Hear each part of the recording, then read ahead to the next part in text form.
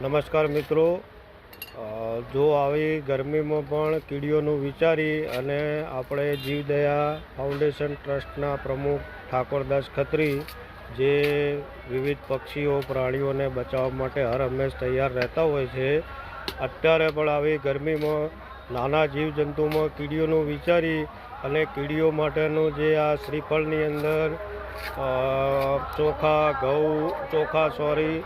ચોખા, બાજરીનો લોટ, ખાંડ, ઘી આ બધું ઉમેરી અને વડગામ તાલુકાના સેભરગોગ જ્યાં કીડીઓ લગભગ ઘણી જ છે, જંગલ વિસ્તાર છે, ત્યાં ઠાકોરદાસ ખત્રી અત્યારથી જ શરૂઆત કરી અને કાલે રવિવારનો સમય જે આપણે ઊંઘવા માટે ઉપયોગ કરતા હોય એની જગ્યાએ ઠાકોરદાસ ખત્રી પોતાનો એ કિંમતી સમય આ કીડીઓને ખાવા પીવાની વ્યવસ્થા માટેની તૈયારી કરી રહ્યા છે.